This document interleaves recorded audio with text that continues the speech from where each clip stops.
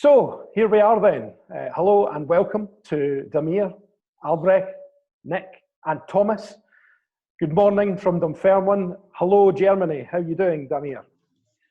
We're doing relatively good considering the times because we're really excited to be in the position to have this interview with you today because it means that after a long time of looking into getting involved with the club, it has worked out. And, unfortunately, we have to do this via Zoom, but, better than not at all.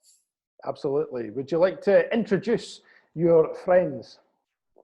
Yes. Let me just start with Al. Al, maybe hand up. This is Al. Al is actually the person that had the idea 2 years ago to think about buying a football club. Al's background is as a lawyer, and then he was engaged in politics for a couple of years before he ended up in the shipping industry. And with his company, he's representing the Portuguese flag in the ship register. Nick, the elegant person with a tie, has been for many, many years involved in the financial service industry, very successful there, various countries that he was working at. And shortly before the crash a couple of years ago, he was actually offered a very high position, but turned it down because he felt that where the industry was going was not a direction that he wanted to be part of. And he decided to get into another industry that didn't do necessarily very well at the time, which was the shipping industry. But he claims the fact that he had no idea about the shipping industry at the time saved his company, because with the look from the outside, he was able to navigate the company that he was leading through these difficult times, and he did an amazing job there. And on the other side, he is also the honorary consul for Great Britain here in Hamburg. And Thomas, last but not least, his background, after he started studying philosophy, and unfortunately for him, a club got interested in signing him to a football career. So he ended up spending his football career mainly in the first and second division of Germany in the Bundesliga. And the biggest part of his career he spent with St. Pauli. And after having played there for many years, he did the highest coaching license in Germany, one of the best in class he finished that with. And then he went back to St. Pauli and coached their young team, the second team that was Thomas' fourth division at the time. Is that correct? Yes, that's correct. Fourth division, from the bottom of the table to the top of the table, that caught the sight of the people at the club. And then he, for a short time, was the coach of their first division team before he changed in St. Pauli to become the sporting director of the club for quite a few years. And we came together after Al came up with the idea. The four of us came together because we have all four very different know-hows, as you just heard from me. And we had the idea that we felt that it should be possible to run a football club without incurring ongoing losses. It's actually that simple.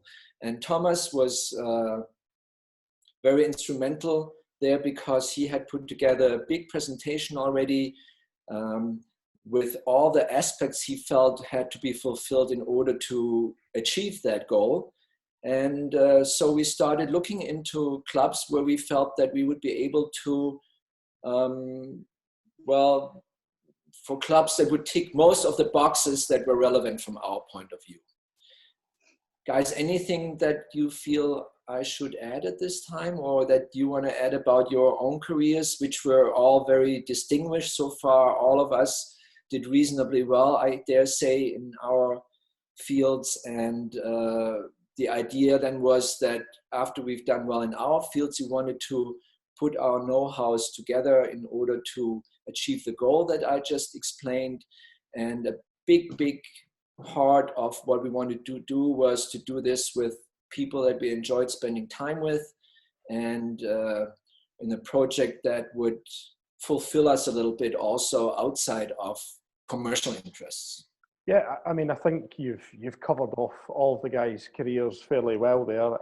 So yeah, we can move on to the questions if you like now. Damir hasn't introduced himself yet, of course. Or maybe I should do that. Yes, actually, yeah. And Stephen, sorry about that. I'm the least important person, obviously, in this group. That's why I keep forgetting. I myself, after finishing high school here in Germany with, I guess you call them A-level in UK. In the 80s, I was making my money as a professional tennis player on the ATP tour. Not very memorable in the UK because Wimbledon, unfortunately, was not a good tournament for me. After the 80s, I started working for IMG, at the time, the largest sports marketing agency in the world. In the beginning, I was signing and representing athletes. Martina Hingis is probably the most famous one who I signed and managed for about 7 years. And at the end, I was the managing director, international vice president for IMG Germany, and as such responsible for marketing, sales, implementation of the largest tennis and golf events here in Germany. And at the end of the 90s, I started a company with a partner of mine where we were developing concepts and strategies for large companies and brands in the areas of sponsoring, promotions, media corporations, live events. And about 3 years ago, my partner and I sold the company to 2 of our employees. We are still helping them from time to time, but generally the idea was that I was looking for a project that would be enjoyable with people that I enjoy spending time with, and that would be a little different from what I had done in the past. And so this is how we ended up here. Well, I think between the 4 of you, you have a lot of bases covered, which is very, very good to hear. When the announcement was made last month, there was obviously a lot of excitement here in Dunfermline, and there's been a big reaction amongst all the supporters and the fans as well. There's also been a lot of questions thrown up, as you would probably expect. So I'm going to run through some of the main ones just now. So let's just get started. And I think it's in the Scottish nature to be cynical about things. And the first question is, why choose Dunfermline? Out of all the clubs in Scotland, all the clubs in the UK, all the clubs in Europe, why pick Dunfermline Athletic? Well, I'm happy to field that one, Stephen. I think you're right. I mean, we spent the good part of 2 years looking around the whole of Europe to find what we call a suitable club, which we feel comfortable with, and that included many countries, and we've traveled to many destinations and spoken to many people, lots of club owners. And we found that what we were really looking for was a club which was sort of had a long heritage, which was deeply rooted in its community, and above all, actually, where the people we spoke to gave us the feeling that they are people which we can very, very happily work together with, and who share the same values as we do. I think that's probably the most important thing. And what one needs to understand is that what we're aiming to do is not to come in and replace things and change things fundamentally. What we want to do is we want to add what we can bring to the picture. And if you want to add what you have, but you want to maintain what is there already, that can only be done in a partnership. With people whom you trust, who you like, who you can imagine spending a lot of time with, and who tick the same way as you do, and who share the same values. And we found that in many clubs where we held deep and long discussions, got quite far down the road with quite a few of them as well. There was always something missing. And when we finally met Chairman Ross MacArthur for the first time and had our first discussions in Hamburg and got to know each other a little bit, it was quite clear from the very beginning that we seemed to share exactly these values and that we thought about things in exactly the same way. And that actually got more and more deeply rooted as we traveled to Scotland, as we met the rest of the board. So we found, this was really something which worked extremely well for us. So I think that's probably the most important reason why we ended up in Fife. So I know that I gather you are quite skeptical normally by nature, but that's actually the reason why it happened the way it did. You mentioned a little bit earlier on in your introduction, Damir, you were obviously looking to run a football club not at a loss, which you will be now familiar with Scottish football, and indeed Dunfermline hasn't always been the case. So what are your ultimate goals for the club, both from your perspective and from the perspective of where you want to take the club? As Nick mentioned, we want to add our competence, and as Damir mentioned, we want to run a club without losses, but we have also got targets from the sports side on. So one of our targets will be to build up a sustainable structure from the sports side on. There are some departments we can develop. So, and in football, you cannot plan promotion, but you can increase the probability to promote. And the important thing from our side is to increase the structure to be better in some things than the other do it. So, for example, there's a scouting structure we can bring in. There's a structure from the medical side on. So there are some issues we can add on from our side on with our competences, and that will be a target to increase the probability to have sports success, to increase the probability of the performance of the players. Do you expect this to be a long-term project? How long do you expect to be here in Dunfermline? Well, if I may answer that, there's no specific number of years defined, and we certainly think long-term. Let it be 5 years, let it be 8 years, or personally, I would even say we think much longer. We have certain ideas that we would like to see implemented, and we'd like to see, obviously, the club blossoming. And on a very personal note, I would like to add, I never understood the investment mentality of when you enter into an investment, you need to define an exit. If you enter into an investment, you do it because you are convinced of it and you like it and you embrace it. And if you embrace it, I think there's no expiry date. I'd also like to add that I have two sons, 19 and 21 years old, who are even crazier about football than I myself. And I can tell you that their respect for their father grew exponentially with this investment. So if we should ever even consider an exit, there would be a lot of pressure that I would need to consider. So the answer is long-term project, clearly yes. Well, that's very good to hear. You mentioned making investments. Obviously, you've been to Dunfermline, you have seen the stadium. What sort of investments in the infrastructure of the club can we expect to see? I think if I just feel this one, I think what we need to look at is that when I said partnership, yes, we are investors, but we're also partners. And I think that for the longer term future of the club, there are a couple of building blocks in the foundations which need to be built, which we can certainly help with. I mean, if you start with such basic topics as training facilities, the club doesn't have its own training ground. If Thomas wants to make the club attractive for players to come across and to be enthused by being developed in Dunfermline, that would help greatly if you had some form of infrastructure which you could identify with, which you could call your own.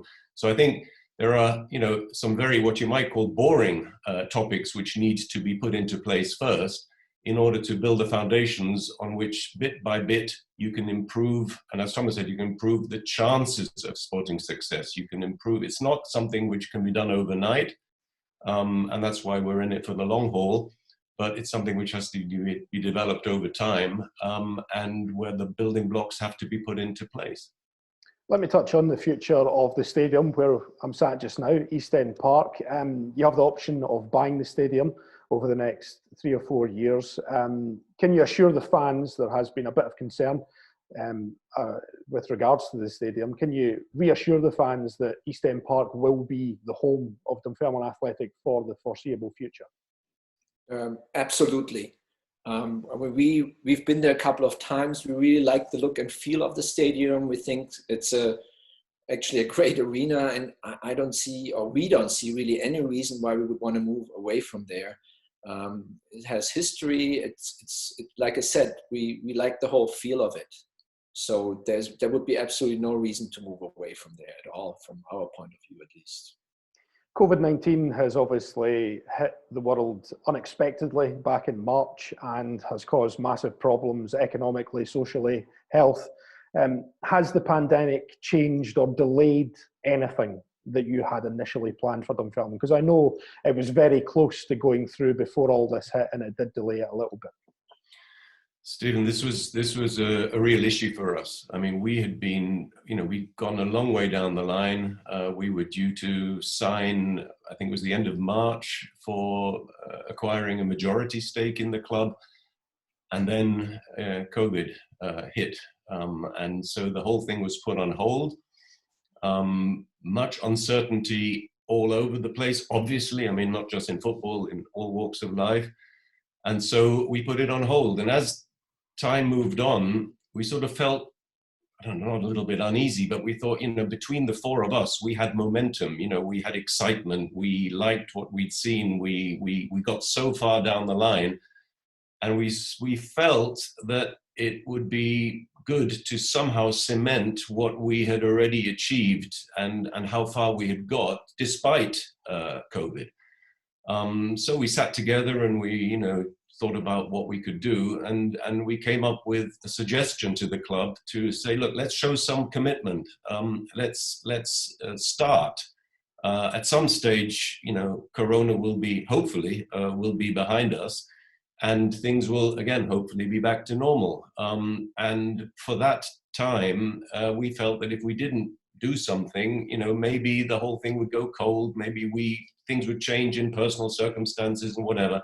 So we thought, let's cement the stage at which we got. And it's also wanted to show a commitment to the club that we were very, very serious about what we were talking about. So we decided to offer at least a partial step, which was the 30%, which we then ended up doing. And we're very, very comfortable with having done that. And we feel that that has also proven to the club and to everyone in the region that we are very serious, because we've done this in very, very uncertain times.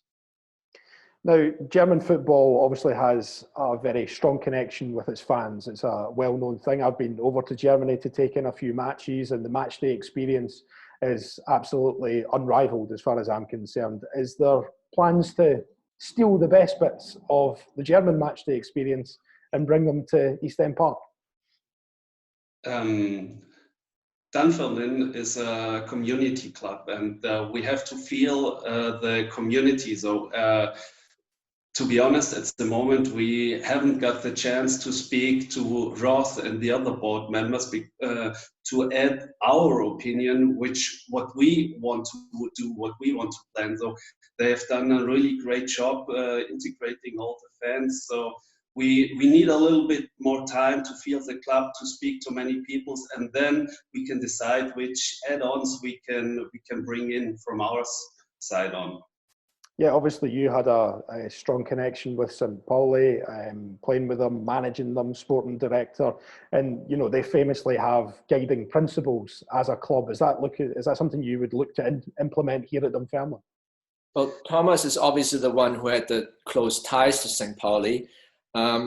But we love the way that the club, at least here in Germany, has been able to position themselves. And so, though even they're in second division, by the way they've done it, they're one of the most liked clubs in all of Germany. In fact, if you look at the statistics, and there is a statistic where they ask all the football fans in Germany, which one is your second favorite club?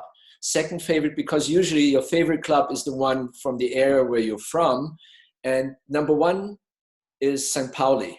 So they've done an amazing job in positioning themselves. And yes, we have a very, very clear idea how we want to position Dunfermline.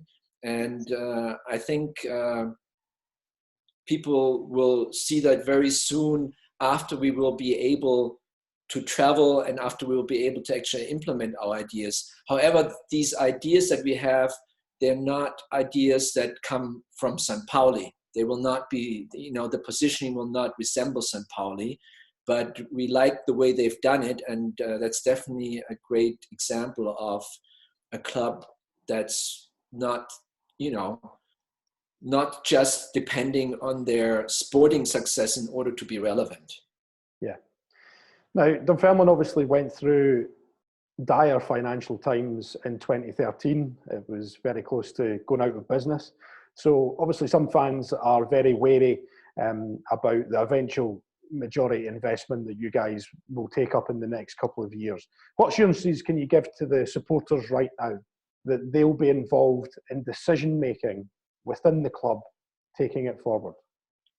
Well, very sensitive matter and obviously a very important question. Well, we have principles that we would like to follow. On the economic side, we really believe spend money that you have, don't spend money that you don't have. Might sound awkward in the football industry, but we really believe this should be followed. And you might want to call this principle conservative. On the sports and marketing side, we would like to see ourselves rather on the innovative side, with Damir being a well-known expert on the marketing side and Thomas with all his background at St. Pauli and at other places. We believe there's something we can bring to the table.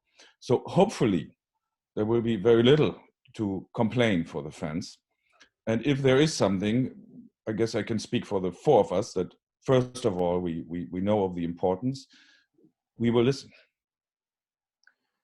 Now, you've mentioned the word partnership on a number of occasions, Nick in particular, with the existing board and the chairman, Ross, who will stay in place. Was that something you insisted upon, that Ross stayed as chairman? I mean, I don't think you can insist on something like that, but we politely asked whether Ross and the board would be prepared to stay on. And luckily for us, they agreed, because they've hopefully felt the same way that we felt, mainly that we are all on the same wavelength. And we felt it would be negligent from us to not have the people involved whose know-how has been instrumental in keeping the club in such a good position over the last couple of years, especially considering where it came from. And we think they've done a tremendous job. And like we all said beforehand already, we'd like to add our know-how and not replace anybody else's know-how. And I think that could hopefully be the strength of where we'll be going into the future. And yes, we are very, very happy that they're there, and excited to contribute our part to the hopefully big success of the club in the future.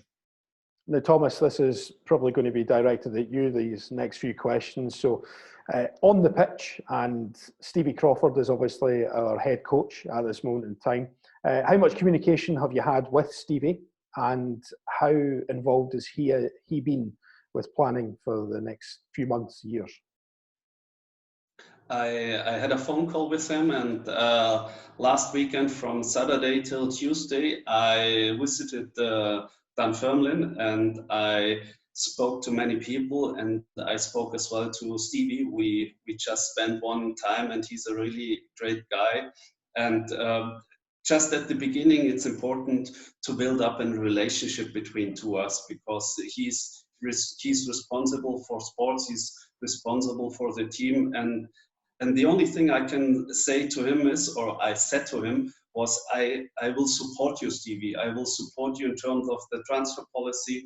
I will support you if you have any questions. I try to build up and structure around you, around the team, to improve the players, to improve or increase the probability to have success. And that's a signal I gave him. So that was our first two contacts. And in the future, I try to travel in times of COVID as often as possible to come to Dunfermline and to have conversations with him. But we have also a WhatsApp group. We try to have conversations in about WhatsApp calls. So we are in tight contact. And you mentioned the scouting network a little bit earlier on. Should we expect to see many more players from the continent coming over here to Scotland to ply their trade? And, you know, I think it's no secret. I mean, it's been a policy for the past couple of years here at Dunfermline, with Kevin Nisbet being sold in the summer for a significant amount, Jackson Longridge before that as well. Is it to bring players over and then move them on for a profit to either a bigger club in Scotland or down south?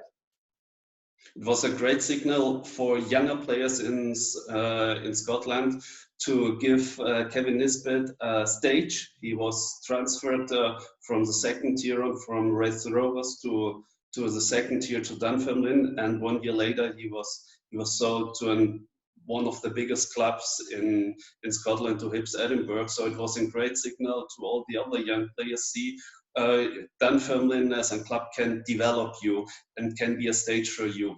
Important for the fans is Dunfermline is a Scottish-based club, and most of the players should be Scottish players. But we might find profiles which we cannot find in Scotland. So that could be a chance to look to the continent, to other countries, to countries as Germany, Netherlands, Belgium, France, but to countries all over the world.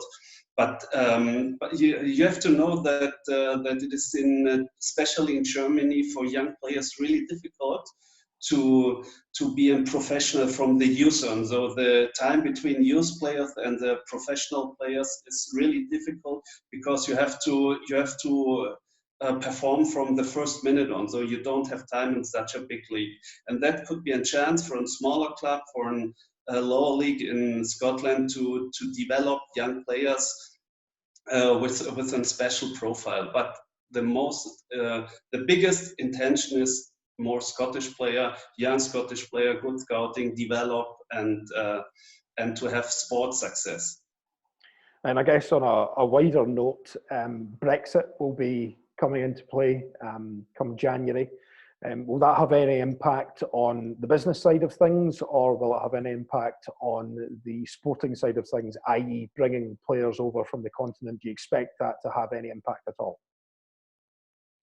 That might be a little bit naive of us to say this, but you know, we think it'll be all right in the end. In other words, we think that everyone is going to be sensible, and that there's going to be ways of making this work. We don't know how it's going to end, but if we were to wait for all of the implications of Brexit to have happened, we probably would never have got around to investing in a club. So you've got to take a view on something. So the answer is actually, we don't know, but we think we'll be okay. So you've mentioned, Thomas, you were over. I know a couple of other guys have been over as well. COVID depending, when do you expect to be over to meet the fans and meet the players, meet the staff, all of you as a collective? Well, as soon as the situation allows for it, Thomas, Nick, and myself will definitely come over. We want to meet the fans, the sponsors, the people that are, you know, working in the club, and everybody around, maybe even the people that are involved in the politics in the town. And it's definitely very high on our agenda, but at the moment, it's not quite clear to say when this could be the case. You know, we were originally hoping it could be pretty soon, but the way the last days have developed, it doesn't look like there's a realistic chance of that happening within the next couple of weeks, to be honest. Will any of you be relocating to Dunfermline full time?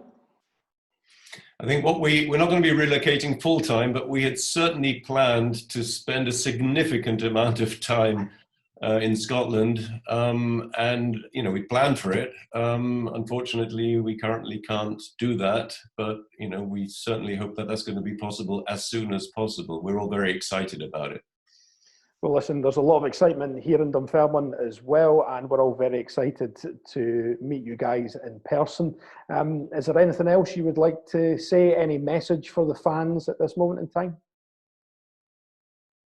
Well, maybe a message. Maybe I can just put a message forward. This is it's a long-term, thing, because we don't want to come in and give false expectations, like there's suddenly going to be a major money splash, and then there's going to be a new team bought, which is then hopefully going to be successful. That in the past too often hasn't worked.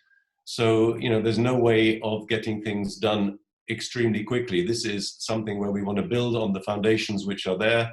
We want to gradually build up the chance, as Thomas said, the chance of sporting success, put the right infrastructure in place, be there in the longer term, and help develop the club further back to where it belongs, and where it's been in the past. But that's something which we're committed to.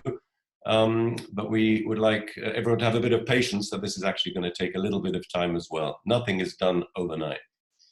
Thanks very much, Nick. Thank you, Damir. Thank you, Al, Thomas, and hopefully we'll speak again very soon. Thanks, guys. Thanks, Stephen. Take care.